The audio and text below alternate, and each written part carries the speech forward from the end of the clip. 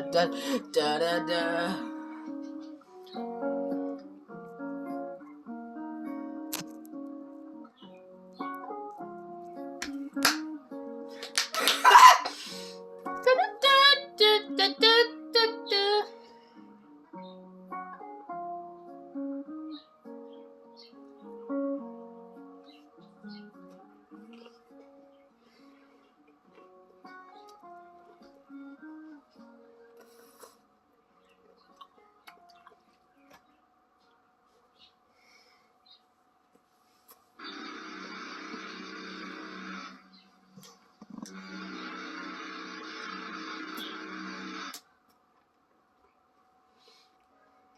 Well, hello once again, my friends, my fellow historians, and my fellow ship lovers. I'd like to welcome you to another video, and most of you probably are aware that the SS United States made her journey from Pier 80 in Philadelphia down to Mobile, Alabama. The journey was made in just about 10 days, and Captain Mike Vinnick captained the tugboat that towed her down. And did you ever wonder about the little tugboat that dragged that mammoth liner on the journey? Well, I want to talk a little bit about that. We got just a little bit of a history on the Vinnick number 6. That is the vessel that towed the SS United States. And according to GetTheCoast.com, it's a tugboat that was built for challenging operations. At 141 feet overall, with 2 EMD locomotive engines generating 5,750 horsepower, it's equipped for serious offshore towing. This boat's amazing. It can handle rough weather like very few other boats can, but it's not ideal for small, close quarters, shallow draft, Michael Vinnick said. The tugboat holds over 130,000 gallons of fuel, 30,000 gallons of lubricant, and approximately 60,000 gallons of ballast. It features 2 wheelhouses, upper and lower, plus an after steering station where the crew can control the towing machine. What makes Vinnick's operation unique is its availability for specialized jobs like dead ship towing, which is moving vessels with no operational propulsion systems of their own. Most of the boats that are this size, in this class, are not on what they call the spot market, where they don't have a permanent job. Captain Vinnick said, "The fact that I have this boat and it's available for odd jobs like towing a dead ship, there are very few boats that are of this class that are available." So what goes into preparing for the tow of a dead ship? Well, the SS United States tow was not his first, by far, and most significant and challenging. It's nearly 1,000 feet long, and it was the largest vessel his company had ever moved. Preparations were extensive and involved multiple agencies and stakeholders. Surveyors and ensured the ship was safe. The U.S. Coast Guard had extensive requests and requirements, Captain Vinnick says. We had to make sure that the tow gear and the rig was all set.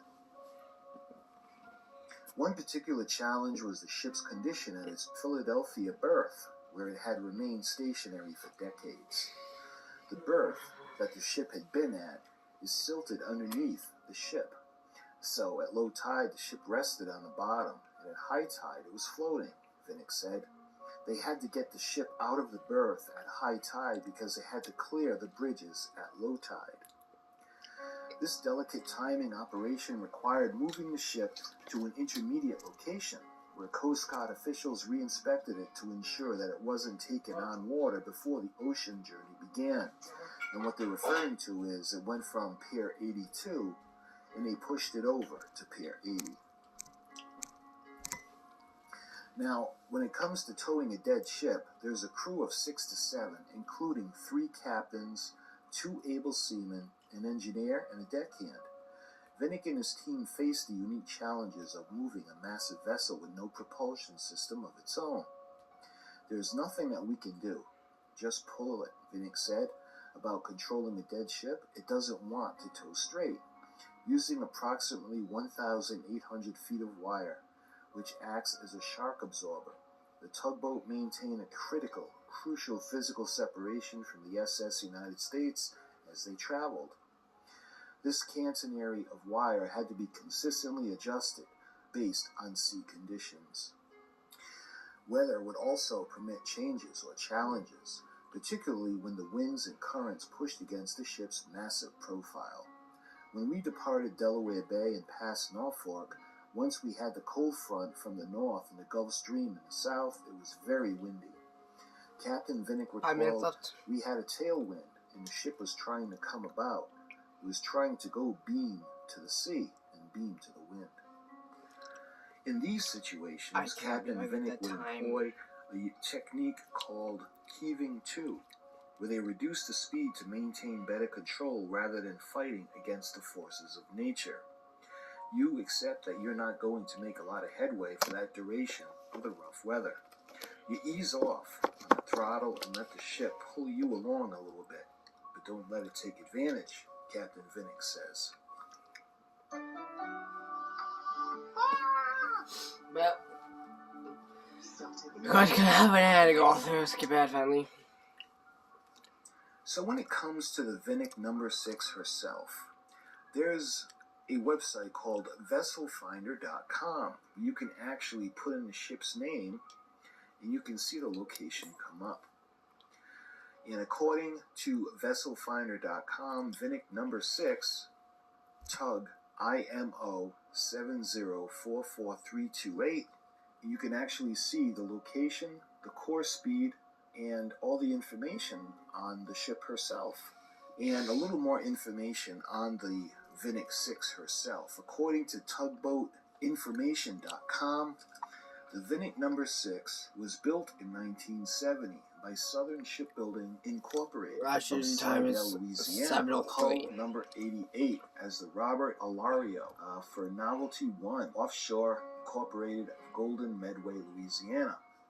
In 1992, the tug was acquired by the Morania Oil Tanker Corporation of Staten Island, New York. And she was renamed as the Morania number 6.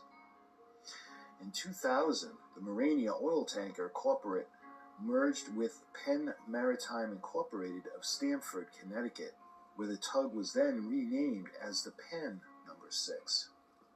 In 2012, Penn Maritime Incorporated was acquired by the Kirby Corporation of Channelview, Texas, where the tug retained her name. On to 2017, the tug was phased out of active service, and she was laid up at the Kirby Corporation's yard at Philadelphia, Pennsylvania. In 2018, she was acquired by Vinnick Maritime Services of Keyport, New Jersey, where the tug was renamed as the Vinnick number 6.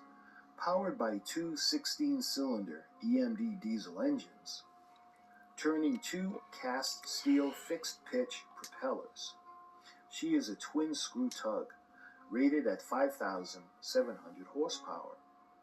Her electrical service is provided by two 75-kilowatt generator sets. Tug's capacities are 174,618 gallons of fuel, 18,492 gallons of portable water, and 30,379 gallons of ballast. Her IMO number is 7044328, and her call sign is WDJ9696. She's made of steel, and her hull number is 88. She was built by Southern Shipbuilding in 1970. Her length is 141 feet long, and right now her hailing port is New York City, New York. Her hull depth is 18.7 feet with a breadth of 35 feet.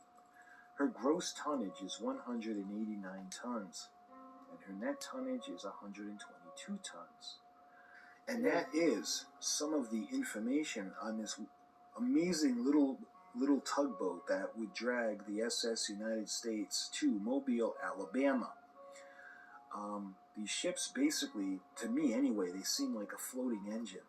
They just have all this horsepower, and there's not a lot of ship, but there's a lot of engine. So I also want to remind you guys that tonight the Coalition for the Saving of the SS United States is having their roundtable discussion. I'm going to attempt to go live. I don't know how to do that, but if I'm not able to do that, I'll still show you guys the video and what they spoke about tomorrow. So my friends, until my next video, thank you so much for watching, and I'll talk to you soon. So, thank you for watching.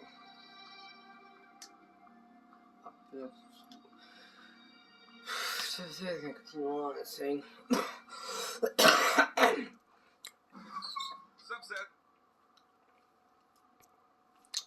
So that's on the tug that towed the SS United States down to Mobile, Alabama. She will be, Coalition will be talking on the table about saving the ship. And the person that you watched, I'm actually gonna be putting on tomorrow for probably half an hour stream, if I could. Go live, but I need 50 subscribers on YouTube. So, yeah. I hope I could do that anytime soon. So, that's all from now, but on the United States. Leave a like, comment, and subscribe. Peace. Sleep good tonight.